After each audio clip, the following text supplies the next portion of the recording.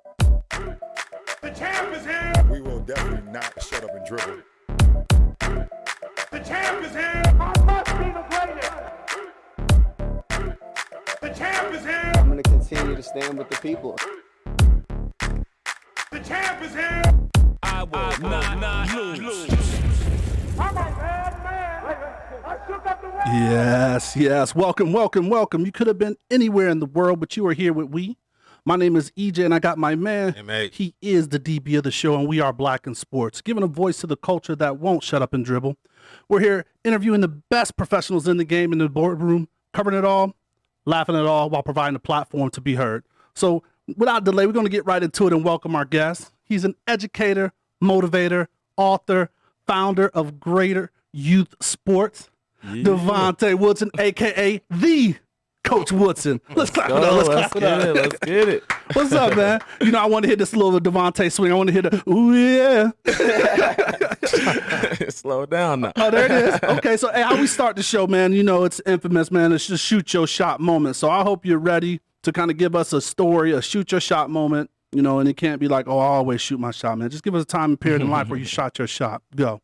Definitely. So I'll just go ahead and start it with, you know, we founded Greater Youth Sports and having that opportunity to start it. So to give you guys the background of it, we started with a little clinic of 100 students, and then from there grew to 3 schools, and then over a summer went to 15.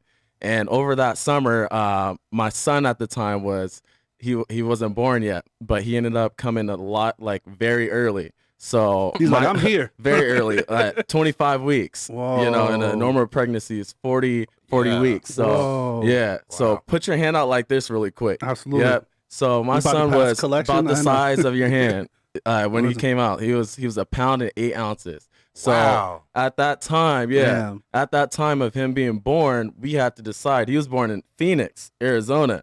All right, so we had to decide either I'm going to move to Phoenix away from Vegas, or I'm going to have to stay here and develop the program and figure it out. So my shoot the shot moment tonight, you know, it was choosing, riding it out. So we went from that 15 schools, we made it work. You know what I'm saying? My son came home that December. I think we started the program, and that August. This is year 1. Okay. This is year 1 for us with that. So yeah, let's get it. We're here now. So he's good. Hey, keeps me busy, you know what I'm saying? 2 years old now, living healthy, and yeah, man. That's every day is a blessing, man. So it reminds me every single day. Well, that's how you shoot your shot, boy. Yeah. Man. Shout out to little man, man. Right? Yeah, man. He's a writer. A fighter, for sure. Yeah. Sure. So let's go back to young Devonte. Where did the foundation for sports start?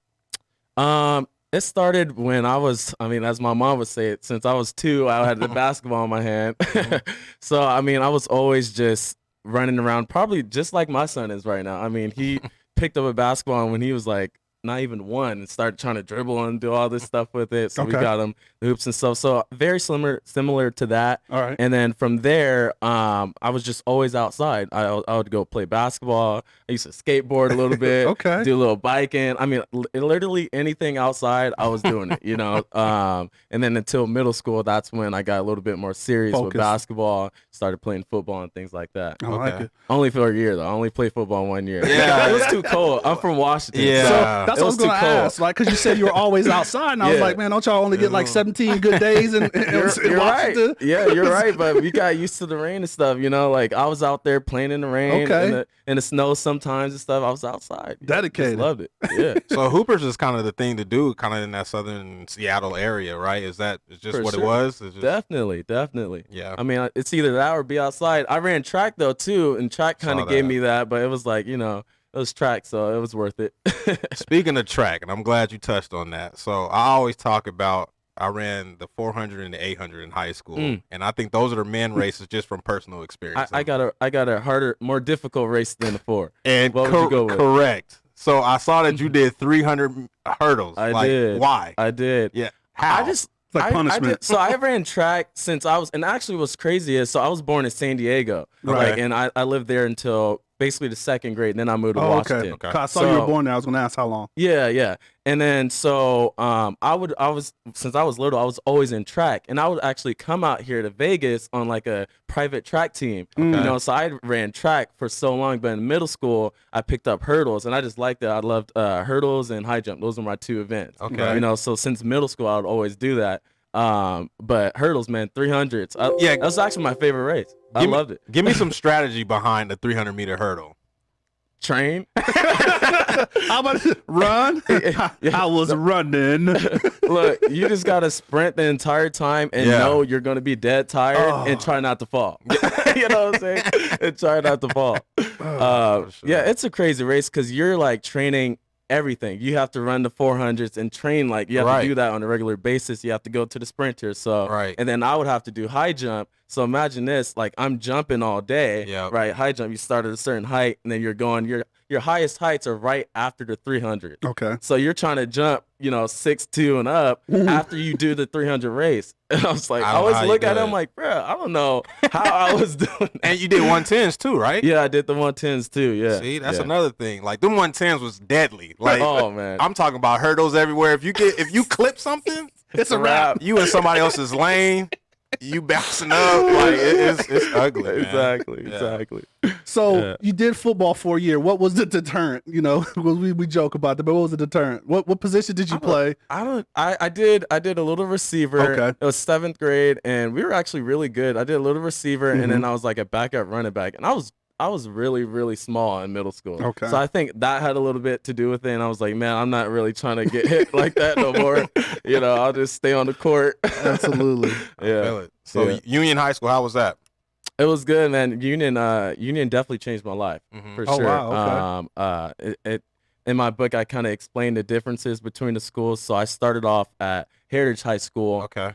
Very, I would say, multicultural, super diverse. Okay. Right.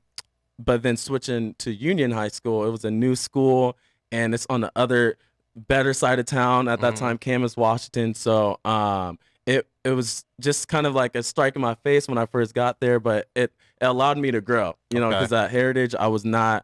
I was still in the clouds and just like, whatever. I don't know what I'm going to do. Yeah. But Union really changed everything for me. Popular alumni at Union went straight to the NBA.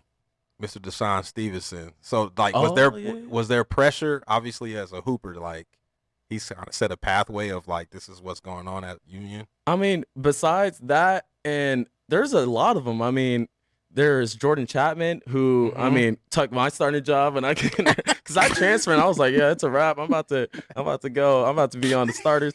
And then he took it. I mean, and shout out to him, JC. I mean, he played at Boston College, played at BYU, and he's doing his thing.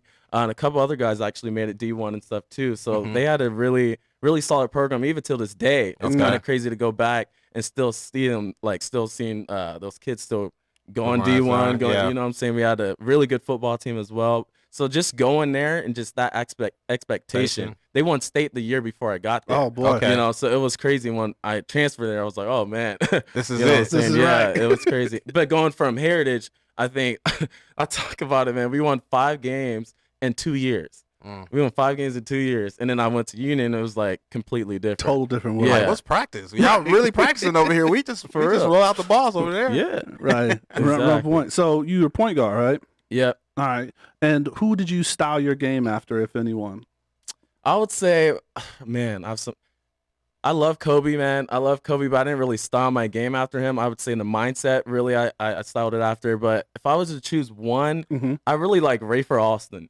Like, ooh, skip to my Lou. Wow. I really do. Okay. Like growing up, especially at that time, I really liked Rafer. But over the years, I kind of picked up different things from different players. But of course. I'd say, and during that time, it was him. And the cross, the pull, like it was, yeah. So were you into the and one kind of mixtape? A little bit, yeah. And I loved AI. I love, yeah. Hot sauce. Yeah, definitely, yeah. Hey, yo. I was in there a little bit because I didn't watch the NBA like if it was on YouTube, I would start watching some YouTube videos like when I was older. Right. But growing up, it was the video games, you know, Yeah. playing like what was it, like the street? What was it? It's not Street Jam, NBA but it was Street? like Street NBA Jam? Street. Cartoon. Yeah. Like the older ones, man. And that's what I grew up playing. So the crossover and all that stuff. Yeah. Well, that's what I was going to ask, right? So at the time you grew up, Seattle didn't have a basketball team, right? So who was your team, you know, that you followed? Like, you know, because I know you said you just on the games and things like that. Mhm. But if there was a team that had relevance or that you like at least check up on, right? What was the team? The Lakers. Okay. Oh yeah. I was born a Laker fan. There you go. But Yeah. how many is it going to take them to win, though? How many? I'm going 6. Yeah, it's going to 6. Yeah, and that's more so for the Heat because LeBron wanted to be nice. Like he left kind of on bad terms. So like, look, I'll give you another give you game. one more I'll give you game. one more game. Here, Pat. Be happy about it. I'm gonna take my posse and I'm gonna give you one more game. The ship is ours, but you can go ahead and you can have one more. Yeah, Lakers in 6. There it is. Mm-hmm. So talk to me about that transition, obviously from high school and moving on to the second part of your education career. How was that? Yeah, so you leaving Union, I mean, I ran track and I could have went, and I was just thinking about this on the way here too. I was like, I could have went and ran track at a community college. I had a couple offers from like D3, maybe could have did D2 or something for high jump. Still in the Washington area? Yeah, in the Okay. Washington area. But then also basketball. I was very passionate about basketball, but at the time, I literally quit my senior season of track because I kind of just got fed up with everything. I was tired after those 300. You're like, it's a wrap. But my mentally spike's though, I was just ready to leave sports kind of behind and really go after education and like, okay, because up until my junior year, grades and school and stuff and academics, it was not on my mind at all. And then I started seeing another side of things, just hanging around different people at Union and be like, oh, snap, he has a 4.0 and he's going to all these schools and blah, blah. So I started changing a little bit of my behaviors and stuff like that. Gotcha. So going to Washington State, I was like, this is the best chance I have at going to a D1 college, D1 university, right? So I went to Washington State. And there, I was like, I'm going to dedicate that first year all school. I'm gonna join as many clubs as I can. I'm gonna do literally as much as I can. So I enrolled in 19 semester credits. Oh, that's 19 semester credits. Oh, you should punch your advisor in the face. No, like this is my decision. I enrolled in 19 semester credits. I had a job, a part-time job. Oh, you setting yourself up for the woo-woo. Wait for it though. I joined a fraternity. Oh my God. I was in Teeks for a while, and then what else did I do? And then I was a RHA rep. So like for my dormitory or whatever, I was like a representative for them. So I went to all these meetings to do. So I was busier than ever, but I still put off like a 3.5. Oh wow. The best GPA I ever had. Look, the best GPA I ever had, to that day. So I think that semester really set me up as far as like I wanted to make the switch. Right. Like I was like, okay, I've always been about sports, but I want to make this switch. And I think that really, yeah, exactly. Being able to do that really showed me like, okay, besides playing the court or running the hurdles, you can do something else. And I think that's what really allowed me to go where I went. Man, was your college roommate Baby D? I mean, Oh, no. doing hair, doing nails, selling Skittles and shit out the back. You don't even know about wasted Wednesdays or Thirsty Thursdays with 19 hours. Hey, I was in the fraternity. We had a good time. Touche. We had a good time. I Touche. definitely, yeah. That's good stuff. Well, I'm glad that you talked about education because that was one of the things that, I definitely want to ask. So you graduated with a BS in kinesiology and then also went on to get your master's. But the thing, and we could jump back into school because I did have another question about school, but what I want to get is like after you graduated, you was like, yo, I am out. Yeah. And you went to Hawaii. I did. Yeah, I did a detour. So I decided I wanted to be a coach, and I was like, man, I started coaching that spring of my freshman year. I was like 18, 19. Actually, I was 19.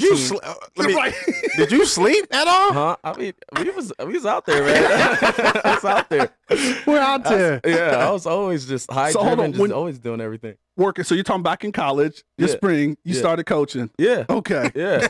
I had a middle school team, seventh grade boys basketball team, There and I you did go. girls after that. And that's literally where I started coaching. I mean, I was young. I was like, yo, let's get it. So, Yeah. yeah. You was on it early.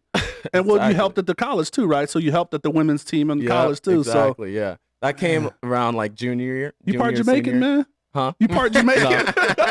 Shit, I don't know. Oh, 5 jobs. So okay, yeah, get back on it. So you were going through this I is where you're getting graduated, that man. I hunger. was coaching, and I was like, man, how can I be the best coach can I be? No, I wanted to be the best. I wanted to learn everything. So my way of kind of getting that expertise was strength and conditioning. So I found a it's called Dynamic Sports Training. Right, it's out in Houston, Texas. So I went there first to do a sports internship while I got my CSCS. I'm certified in strength and conditioning. Dope. So I went out there to learn the game, kind of with professional. I was working with the Texans. I was working with the Astros and stuff like that out there. They have a great organization out there, great company. But I was doing an internship over the summer, and then I went to Hawaii after that. And Wow. then a coaching job got me to Hawaii. Wow. Yeah, coached the all Hawaiian high school team. Kamehameha. Kamehameha. How was that? No, how hey, was brother, that? Yeah. brother. Yeah. How was that? Oh, serious? Oh man, I got stories. Man, I mean, from the practices, I mean, those kids are awesome. Like it was complete. Like I love Hawaii. Like I would move back there in a heartbeat. Seriously, I love Maui. It was great. But yeah, it is. There's nothing like it, man. It was hard for me to leave. Right. But the plays are all Hawaiian. Like it was like it was like all Hawaiian.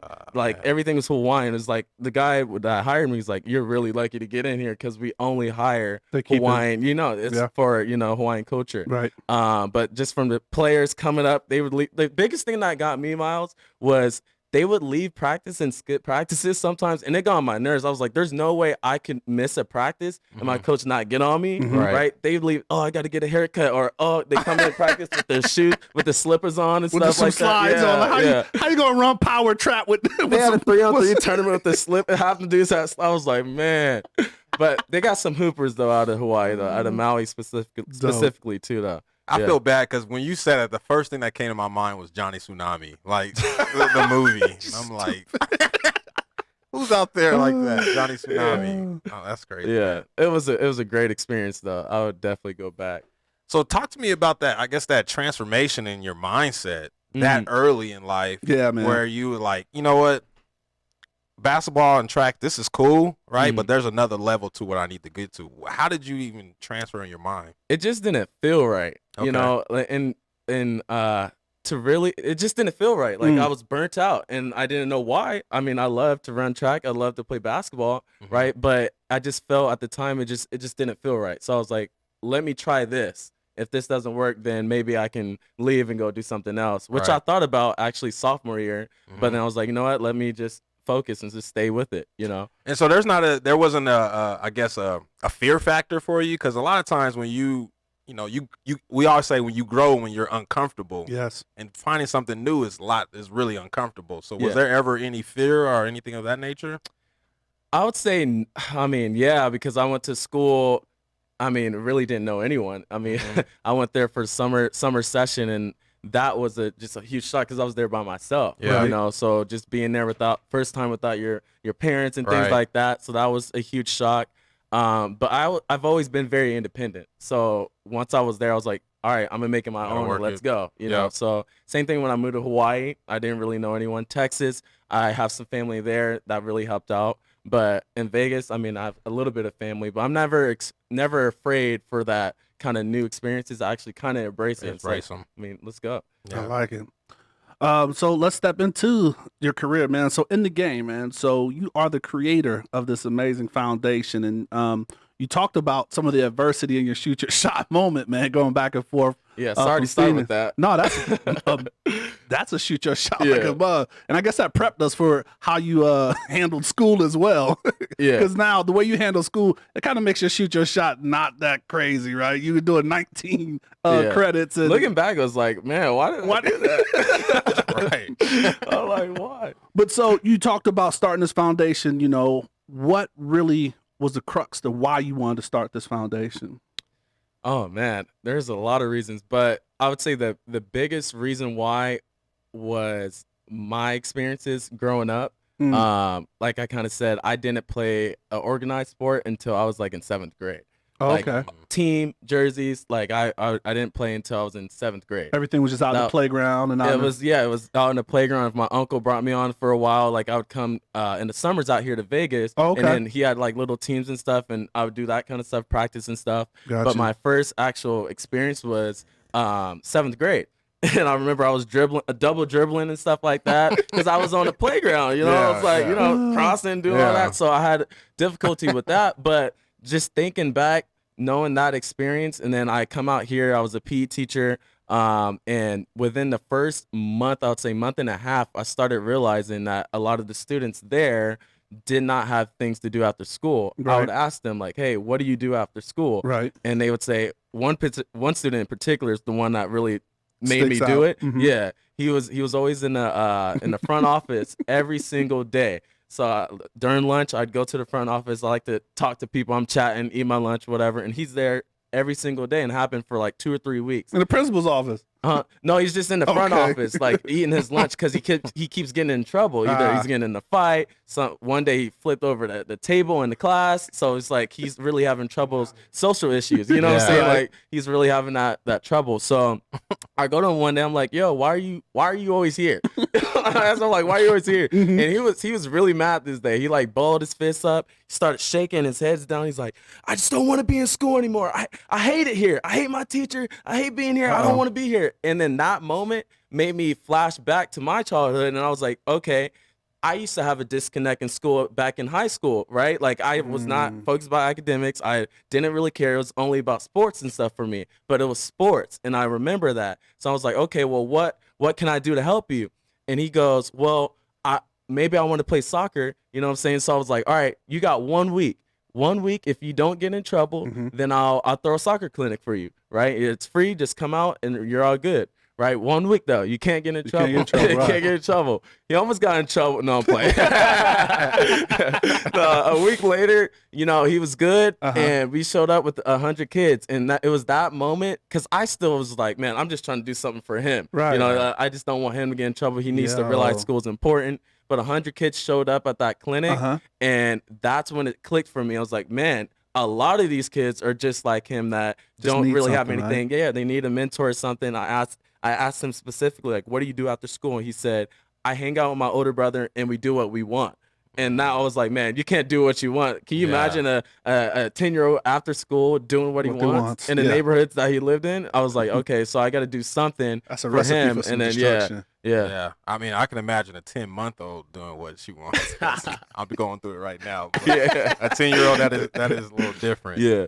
Do you feel that it's funny how things work out, man? It feels like all of your background and your experience kind of led you up into this moment. Do you think that you can pull, from even being a personal trainer, pulled you into this moment now of starting this foundation? That's good research, man. I love it, man. Y'all the truth. Control Alt Delete, man. I would say, yeah. Looking back, because I wanted to be a coach, Miles. Like for real, like basketball coaching. I literally throughout college, that's what I did. I went into middle school, high school. I specifically trained at the college, worked with the team because I wanted to be a college coach. I went to Houston to train certified strength and conditioning. I moved to Hawaii to be a high school coach, and then I came here. Well, I finished my master's because of coaching. I was like, okay, if I want to be a college coach, I need to have the degree. Right. That's literally the reason why that's it. Right. Then I come here, and my plan was to volunteer at UNLV. Okay. Right. But get it, like in the first 2 months, I get deterred to starting GYSA. Yeah. So it's like everything, kind of the coaching background, it definitely helped with me forming the program, like all the stuff that we do, like that goes hand in hand, running the leagues and stuff like that. Just that it goes hand in hand. So looking back, but it was not planned. So you're still coaching. It's just a little different avenue. Yeah, exactly. I'm coaching other coaches, you know what I'm saying? Which is good though. It is good. Because I have the education, and like my biggest thing was like, okay, I don't want, because people think like, oh, I want to go coach, and then they just go out there and they're screaming and they're doing things that, you know what I'm saying, they're doing things that coaches that they play for, which might not be the best motivational tactics. Right. To actually, everyone is coached differently. Everyone's taught differently. No one's the same. And knowing the different things, it allowed me to actually develop a program that can teach other coaches how to coach. So it's like I'm actually coaching, but like you said, it's like on a different level. That's so beautiful, man. Oh, because it's needed, right? Because you just can't do, emulate what someone else does. And because someone else does it, it may not be right for you, right? Like they do it in a manner that works for them somehow, some way. Right. But yeah, you just can't. Exactly. There's a lot of funny coaching videos out there to prove that. YouTube for get sure. you in trouble. Yeah. Yeah. Who's your favorite NBA coach or of all time? Coach, NBA or NFL? Coach of all Coach of all time. Man, that's a great question. That is a great question. You didn't flip the script on it. Yeah, you did. I would probably say Tony Dungy. Oh, I read his book Because I think his I guess pillars are his steps kind of match what I think. Faith, family, and ball, right? And I think he always lived by that in his way he coached. And I think in his own personal life, and I don't try to emulate to be Tony Dungy, but I recognize that in him, and I appreciate that. Those core values, that's dope, man. Yeah. You can't beat that. That's a great question. What about you? I didn't even put down my wine. I had to really think. Let me drink this spring water. No, I think I don't think there's a coach that I would change that. I mean, there's coaches that I respect though, looking back, right? So Coach Robinson, that Thompson, that was at Georgetown. Thank you. Just for what he did, for us, people that have been in those situations of lack and like changing their whole life. Yeah. So there's coaches that I look at for that value, and then another one I would say would be Pop. I mean, I like Pop because he coaches the game, but he has a real perspective of life and what's going on, and he keeps it realer than real. Yeah, so I like Pop because he understands the world we live in, and he's not afraid to speak about it. Yeah, right. That's a great question, man. Yeah. Can't flip the script. So who's yours then? Yeah, right. Who's yours? Man, it's hard to choose one, but if I were to choose one, it'd be Phil Jackson. The Zen Master. Yeah. Okay. And because of that, I read all his books, and I loved, first of all, just watching the Lakers, and whenever they're in like in a difficult time in a game or whenever, he just sits there like kind of this. lets them, lets them marinate through it a little bit. He just sit there. Well, we got a good look at him too, a little bit deeper with the Last Dance, and that was kind of cool to see how he really, like, they called it the Last Dance. Like everything was like thought provoking, and the way he did everything with the mission in hand. So mind, body, and soul. Absolutely, exactly. Yeah. Okay. Yeah, he changed Kobe. So true. He changed Kobe. Definitely did that. Yeah. Sure. That's a great question. Yeah, so, back to GYSA.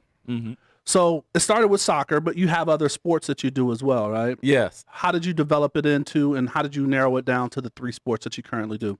So we do soccer, flag football, and basketball. So we chose those sports specifically, one, because I gotta be real. At first, the overhead costs for those sports were not terrible. You know what I'm saying? There you go. Like if I tried to do baseball or something. Right. That's why. Okay. That was one. But then also when we really stepped back and thought about it, we wanted it, like, our program is built around outcomes. So we want physical outcomes. So like we want to increase physical activity in children. Okay. So we looked at the sports that had the most like highest caloric like burning, so like as they're playing the sport, they're burning the most calories. They're moving, they're always moving, right? So those sports, you're always moving, like that's soccer, basketball, and football, you're like always moving. So and they have seasonality to them as well, correct? Exactly. And then a big thing that people always ask is like, okay, why don't you just do one sport, or why don't you just do basketball 3 seasons in a row?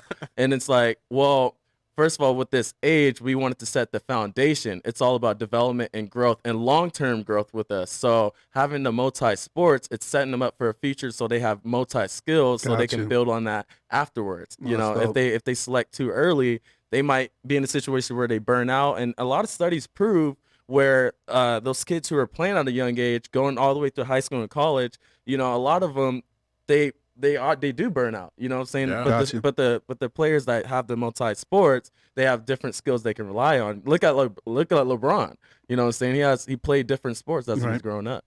Yeah, and those sports are pretty collaborative as well. I mean, no offense to your Tony Hawk days, Yeah. but that's kind of an individual, sport. So that's big time. Yeah.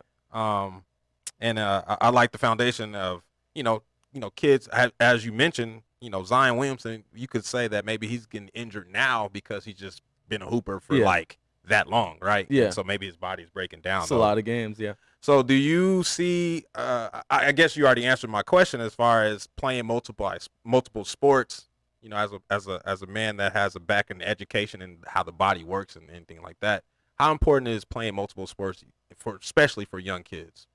I would say the biggest reason why, to do multiple is for the muscles, the child's development and their muscle development.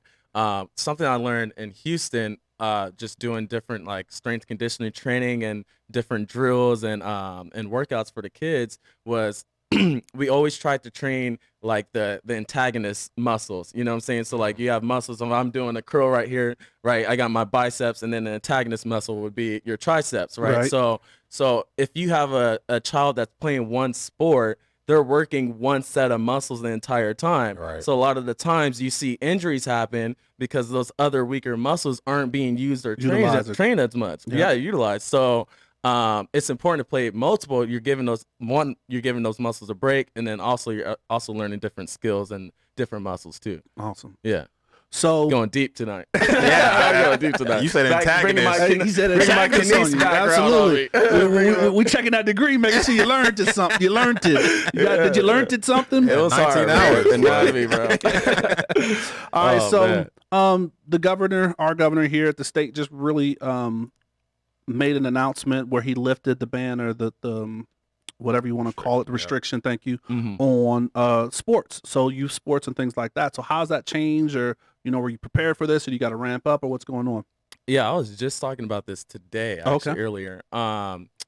With us, when we made the pivot, back in May, we were talking as a board and like, okay, figuring out what we were going to do. I said the decision was like, look, we're either going to do something or we're just going to wait till the next year. Because I don't want to bring we're thinking about the children's safety and their health. Like the pandemic, this is real stuff, right? Real. So I would never want to put someone or someone's family in harm, especially where we don't really have to, right. So I was like, we were going to either do something and for the whole year stick to that plan, or, we're just going to wait for the league and then the program to come back next year. So we decided to go with the ball and plan program, because it gives the best of both. We're able to have the live stuff, but it's not the focal point of the full program. So like that way we can mitigate the risk of potentially having something harmful happen. Dope. And we're going to get into that a little later, so that's dope. Yeah, so character development is a big part of your program as well. Talk about that a little bit. Yeah, so it's based off sports, education, and characters are 3 values. So with the character, going back to that student, I threw the soccer clinic for him because I knew that's what he was engaged in. My background is education, and I'm so grateful to have that background, because we're not like people say, oh, you run a league. It's like, man, it's not a league, it's a program, because it's a program because it has other components. Yeah, right? We're using sports as a way just to bring them in. The student, he was disconnected from school. He didn't want to be there anymore. He didn't care about studying, care about doing homework. He obviously didn't care about being in class. So how can I get that student to actually want to be at school? So the soccer is what brought him in. And now since I got him during this time, during these 2 hours after school, let's give him the social emotional lessons that he needs, the character development. Yeah. Let's talk to him what it's going to take to actually be successful. Because if you ask him, what do you want to do? Oh, I want to be a professional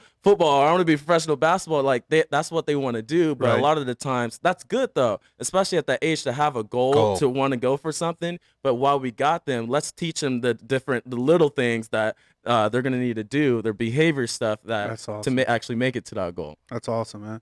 So that's great that you have that foundation. And is that something that you kind of always had a part because of what maybe you missed, kind of growing up? Or you talk about a friend in your book that you saw like was going towards that goal, like he wanted to succeed, but there was these little things that he didn't have poured into him. Yeah. That's it right there. I consider myself very, very lucky, because it could have been me. Like I was in a lot of situations where I was in a lot of situations where it could have been me. Mm-hmm. You know what I'm saying? So, and not having people really, I mean, there were some, but not having the actual steps, man. That's why I wrote the book. Like, I wanted it to be concrete and digestible. Like, look, this is what you need to do in order to make whatever you want to do actually happen. Right. You know what I'm saying? Like, this is what you need to do. The steps were never outlined. It was kind of like here, there, oh, do this or do that. But it was like, no, I need the actual steps. Show me the framework, Right. and then I can actually make it happen. I love it. You ready for the quick hits? Yes, sir. All right. So, hey, quick hits are sponsored by Thick Fit Meals. So when it comes to your health, it starts in the kitchen. Quick Fit Meal Prep is here to help you along that journey.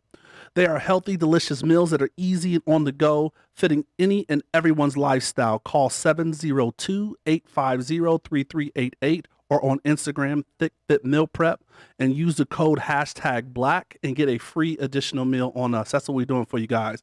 And if you want a suggestion, try that salmon. That stuffed salmon's bomb, and I just talked to her today.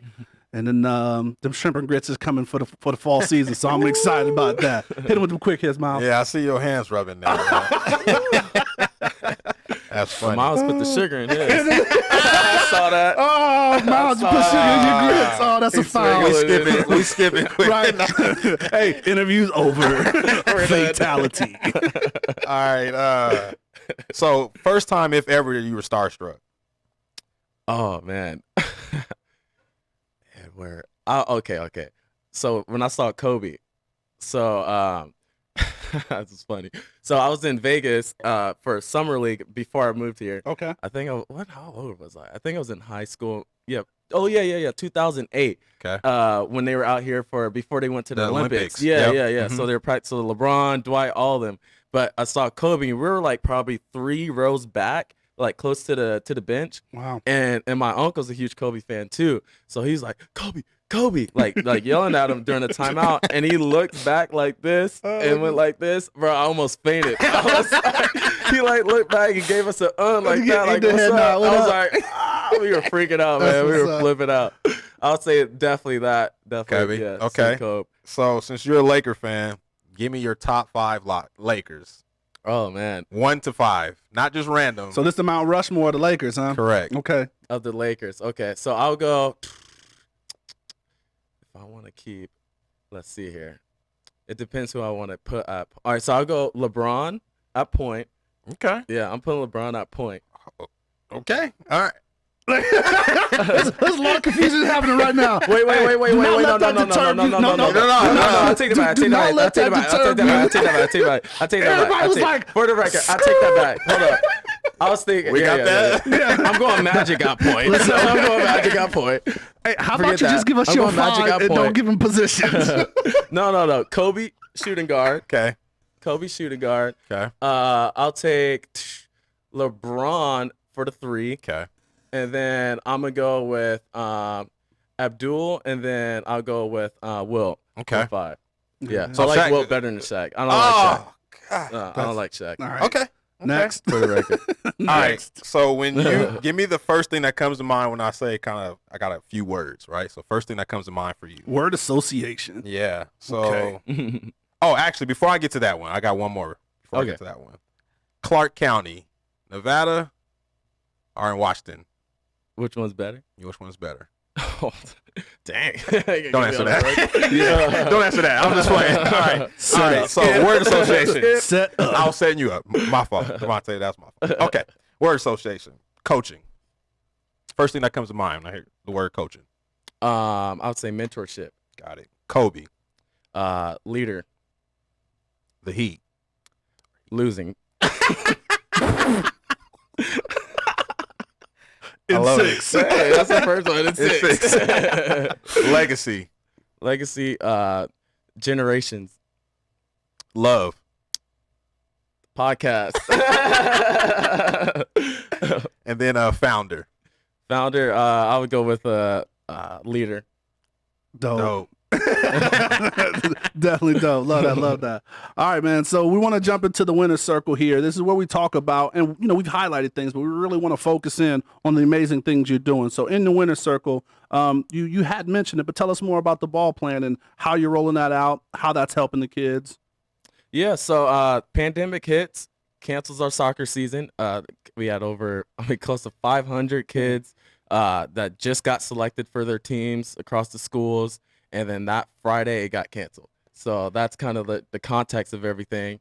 Going to May, we were deciding like, oh, what are we gonna do? Right. And then I can't remember who I was talking to, but they made me think about when I was a kid, and like I said, I didn't play on a team until I was in 7th grade. So you got to think, I literally had a ball and I was outside just playing, like in the rain or wherever. I was just outside playing, and that's how I stayed active. That's how I played and loved the game. Love the game. So we were coming up with that, and I was like, okay, well, why don't we just give the kids a ball and then a plan so that way they can stay active and stay motivated and want to succeed. So this is the perfect way that they kind of put it all together. You know what I'm saying? We want kids to still be able to go play the sport, but how can you play if you're scared, that kind of thing. So we're going back to the way I started. Exactly. Yeah. We're going back to the way I started, and I was hyped about it. That's dope. So it's the ball and plan in every child's hand. Like, take a ball and go outside. Go do something. Exactly. Yep. And then we're going to give you the plan so that way you can follow week by week. Yep. Everything. So that way you got it. This is the ball and plan. Simple,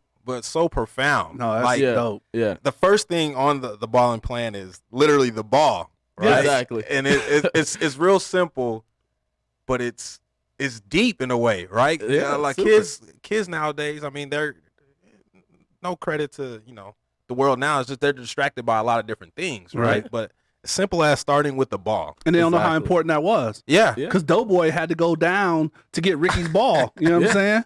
Like, hey, get a little nigga the ball back. I'll buy 50 in the ball. 50 in ball.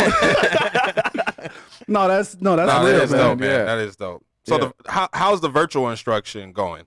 So we start the program in January. I'm actually really excited for that piece because I always wanted a way to follow up with the students. So because we teach all these lessons live. Okay. The coaches are trained to teach this, but I was always trying to design a way for the students to be able to follow up when they're home. So this kind of worked out, you know what I'm saying? So we developed the virtual program where we took all the SEL lessons, the social and emotional lessons, like confidence, stress management, all the stuff that we teach, we put it into like an animation form. So I literally, like, probably last week, we got the final stuff. It looks great, man. But last week we recorded it with actual kids from the program, actors and stuff, with the kind of like the little setup we got here.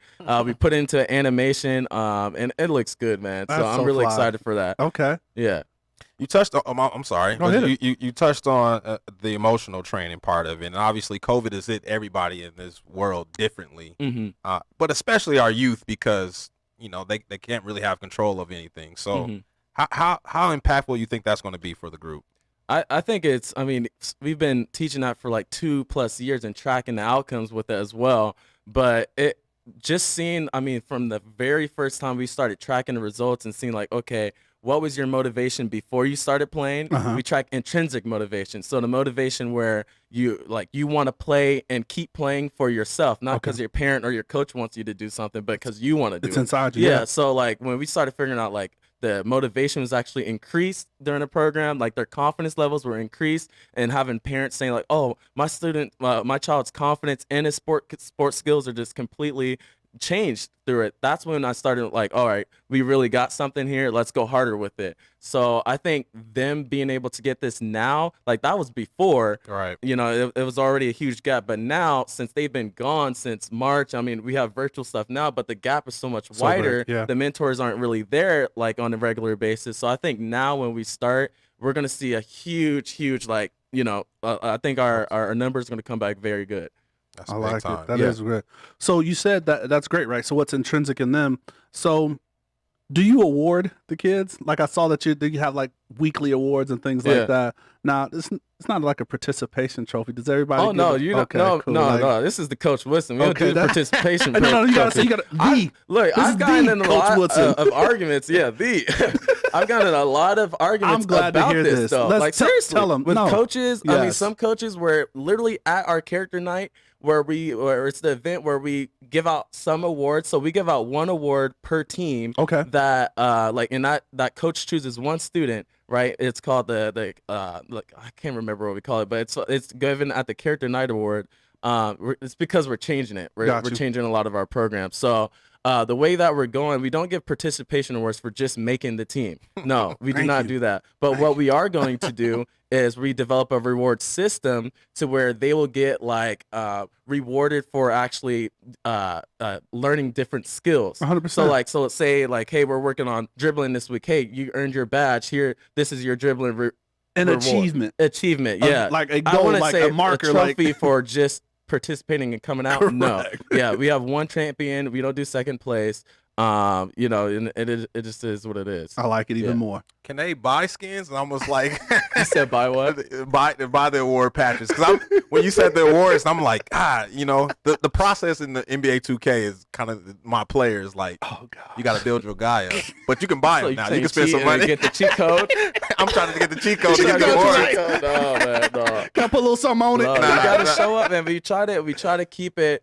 And I'm talking about this because we're redoing it. Because at the time last year we only had the character awards, but we were coming together as a board and like, look, we want to make this more outcome driven. Yeah. And how can we get students to be more motivated to actually come and actually invest in the skill development? Right. So we're going more so on like the weekly kind of achievements throughout the season that they're trying to like, oh, this week I'm focusing on this. This is my goal. You hit this goal, okay, you get this. It's not a trophy, but it's recognition. It's a recognition system. But it's like goals you're getting too, recognized. though. Yeah, Absolutely. for achieving your goal. Yes. Because you want the students to be able to work and then get recognized for that. You put the work in, you should get recognized, especially at that age. Yeah, 100%. Yeah.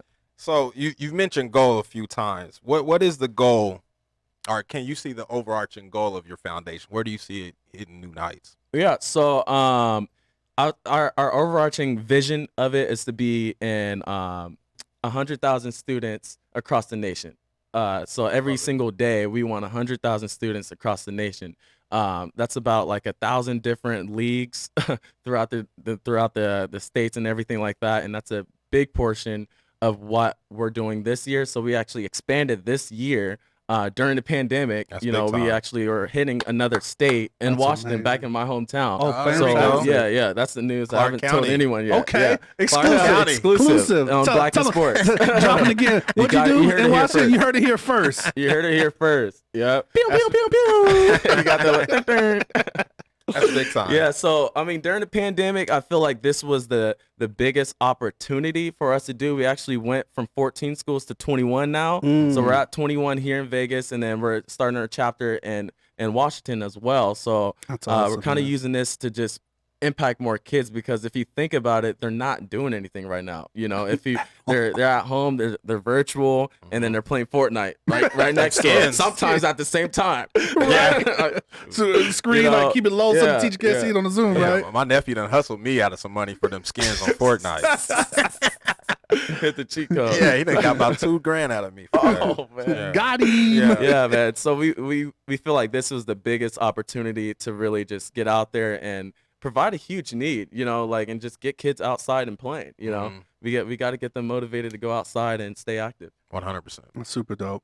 So with that, I mean, these foundations and these initiatives, they cost money. Yeah. So one of the big things I saw, I love when you see the big checks. So how did you and Raider Cody kind of connect? Shout out to Raider Cody. Let's go. Let's go. Kenny King. Shout out to Kenny King and Raider Cody. So how did that kind of connect? And then it just took off from there, man. I mean, yeah, that was the time, man. We had just started our Twitter and I started really going more so on Twitter during the pandemic. Okay. I had a little bit of time, so I was like, man, I gotta pick this up. I'm glad I did. I'm glad I did. Heck because yeah. it connected. Like Raider Cody saw us through Twitter. Okay. And then we had a hour-long conversation one day and just talking about like what we do. And he said, hey, I love what you guys do, and I wanna help out the kids too, because Raiders are coming to Vegas, and we want to help you guys out. So they set up a fundraiser. I mean, from that call, you could talk to him and ask him, like, that call, he was like, man, I just want to do like 1,500. Okay. And I was like, no, we're going to do $5,000, because it's around $5,000 per school to be sponsored, right? For a school, for our program. I was like, we're going to do $5,000. So he does the fundraiser. It kind of just starts a little bit here and there. We're around like 35. And then what happened was, it was like, I don't know, Twitter stuff. It's crazy. Like, I'm new to it. So like someone had commented something negative about something, just like a troller, I guess, on Twitter. Right. And his fan base, shout out to Raider Nation and everyone that follows Raider Cody, attacked. And then that's what really started it. We started getting $200 donation, $500, a couple thousand. Like, it was crazy. Yeah. Shout out to everyone that did that. Yeah. That's what Raider Nation is about, you know. To the community, man. And that's one of the big things about, you know, just that I've been excited about is just when we have these organizations that come to the city, there are big things like supporting you that they do so much more, not only for as the organization, but the people that, you know, are football fans, the people that are hockey fans, the people that are, you know, WNBA or NBA fans, they support as far as the community, and then the actual players. Yeah. You know? So, I mean, that's a huge thing for us right now. Big, because Asia's like, she's in the community. She always wants to do stuff for the community. And, you know, as the Raiders get acclimated and they get settled, I mean, they're coming in a rough time. They're going to do, I'm talking about the players as well as the organization are going to start delving in, you know? So there's a lot of great things. So that's super dope, man. One thing I really like about your program is we touched on it, but the celebration night. The award night, the character night. Character night, yeah. Talked about some of the great points from that night. That is my favorite night of the whole program. Wow. I mean, we do tournaments, all league tournaments. We do a recreational game day where you have like 200-300 kids all in like playing games and stuff like that. We have the actual game days. We do so many different events, and I love them all. But character night, it's like icing on a cake. I mean, we get the kids dressing up. So we get all the competition teams, right? We bring them all to that event. They're all invited to the event. And this is where we bring in a speaker, like a local speaker, to come speak to the kids about character issues. So we've did different themes like perseverance. We've had Carolyn Swords come through. Shout out to Carolyn Swords with the Aces. We've had Mike Waters from Phase 1 come through. And our whole vision of that is to bring success to the kids. Like, because the biggest thing that they do not see, it's hard to tell a student or a child who's living in their neighborhood, like, hey, this is what you can do. But if you bring it to them, that opens their eyes and it makes it seem like it's attainable. Like we know that little piece. So that character night, we bring it to them. We bring different leaders in the community to them, line up of speakers, and then it's all around just character issues. Then we also do our awards that night. So then the speakers, they're getting awarded in front of everyone. The kids are dressed up. Yeah, man. They're dressed up. They have to wear the polo or the button church clothes. I tell them, you better wear church clothes. Yeah. So that is my favorite night, man. Like every single time.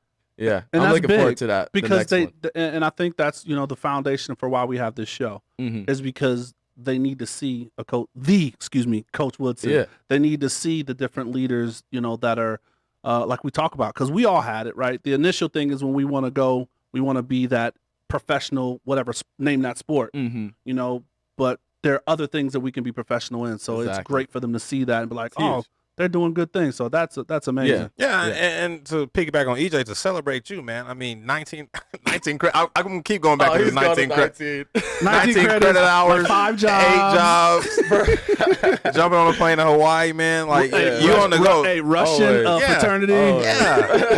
Like, you on the go, man. So, I mean, I know you don't want to, you know, smile and look back what you have done. Got to get flowers, man. Yeah, in a short time. See me today, man. I'm like working, bro. I'm out there in the yard. You out there, Bob the Builder now, right? I'm telling you. But definitely want to celebrate you for all the successes and things that you've built in a very short time, man. So appreciate it. Thank you.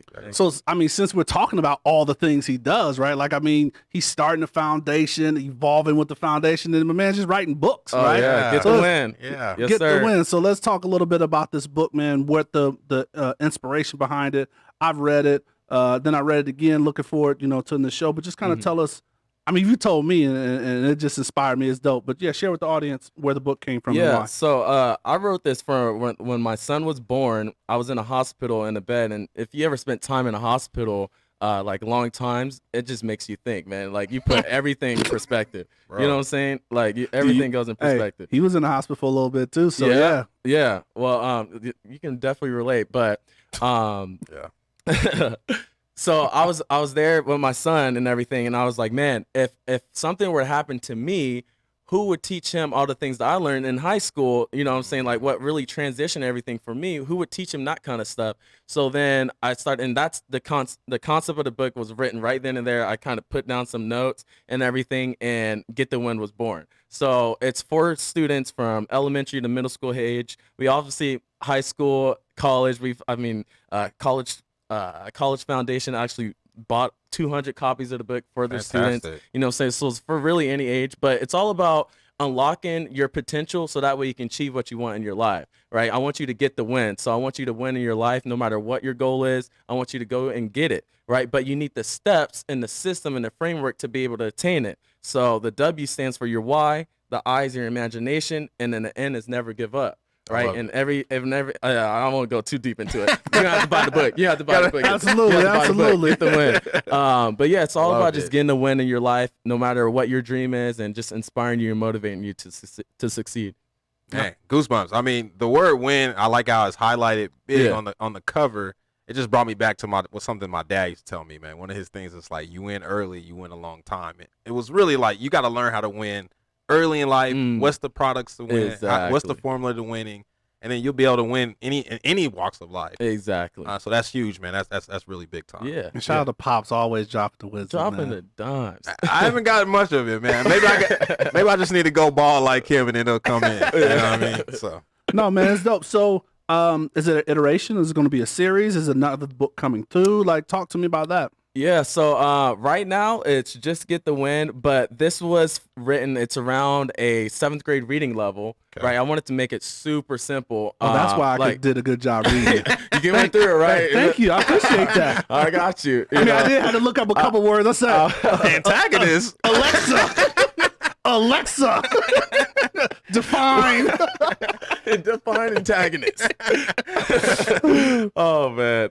So yeah, right now this is for the middle school age. I do have some other books in the works for a little bit younger age. I definitely want to make it more interactive and engaging for them. So more storyline behind characters and stuff like that. So yeah, definitely some stuff in the works when I get some time. It's funny that one of your, I peeked a little bit on your social, but one of your, it seems like one of your inspirations you mentioned was Kobe. Yeah.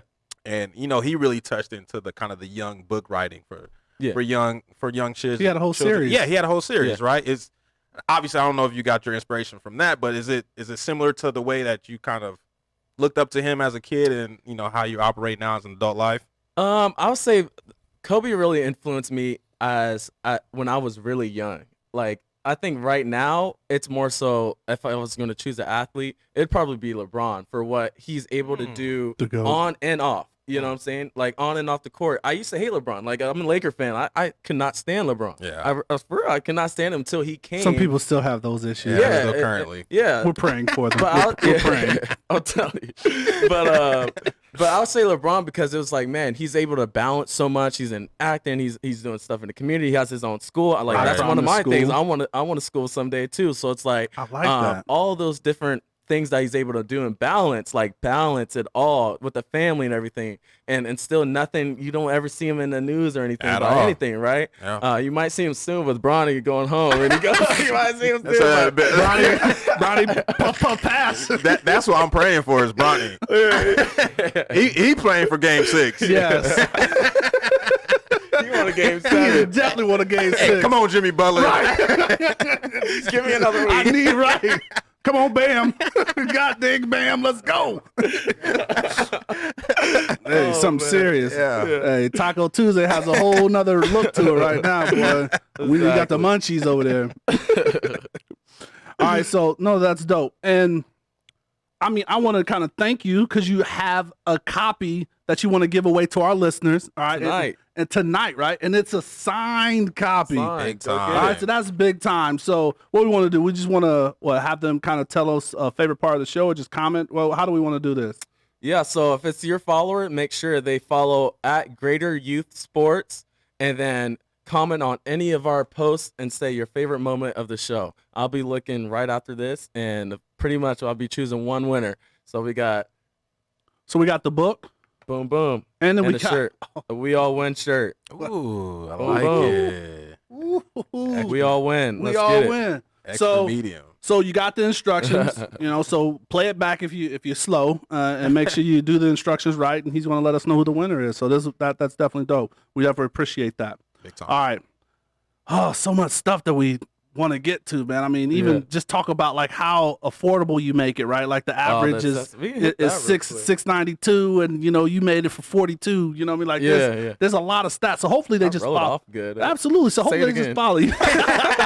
Say it again for the people in the back. I wrote off. We're good. Right. But we want to make sure, man. Follow you on your social and all that stuff. We'll put that in the show notes. Mm-hmm. But just because time is just fleeting from us, man, when you're having a good time. And we want to make sure that you drop the assist. This is an important part of our show. We always ask our guests to drop the assist or drop a coaching gem. So you're the coach. Okay. The other day was International Coaching Day. So we want you to give us words to live by, or coaching words, or just something just to live to people. Just a quick kind of mantra or quote that you live by. I would say for sure it's create the change you want to see in the world. With everything going on right now, everyone's trying to find their lane. Everyone's like, a lot of people are just confused right now. Like, you're sitting at home right now, you're like seeing the stuff coming in the news. You're seeing like, man, okay, what can I do? Should I go march? Should I do this? Should I post this? Should I do that? Create the change you want to see in the world. For me, it was with children, and I setting that foundation up, right? We have a program that impacts these children so that way they can grow up and learn to follow their dreams. Follow your dreams and create the change you want to see in the world. All right, and then we're going to be okay. It's from the Coach Woodson. From the Coach Woodson. So go ahead. We got a quick second. Go ahead and drop all your handles, your personal, and I know we have your on screen, but just drop all your social media handles. Yeah, so you can follow me directly at the Coach Woodson. All right, you can see all my family stuff. I'm always posting about my family, always posting things I'm doing, things like that. And then you can follow Greater Youth Sports at Greater Youth Sports on Twitter, Facebook, or Instagram. Boom. Well, hey, we want to thank you, man. It was a great session as always, man. Just getting on the mic. You're doing amazing stuff, so we want to continue to give you your flowers and support you as it's going on. And we want to thank you, the people, for listening. So make sure you follow us on social. We got that giveaway, so listen back if you forgot the steps. But we want to get you that book. It's a great book. And just follow us on all of our social platforms. We are Black in Sports on all social media. And then just we're on YouTube, so hit that subscribe button. And then we're on every podcast platform you could think of. We're on Black in Sports. Hey, we may be on XM. We may be on XM Radio. Shout out to Mom and Pop Hayes. Yeah, Mom, control out the lead. Control out the lead. But yeah, we want to get out of here, man. So just remember, we do drop the locker rooms on Tuesdays. That's a short format. Some great content in there. And then no matter where you are, just stay safe, practice gratitude, and know we're rooting for you. Screaming, all us blacks got is sports and entertainment until we even.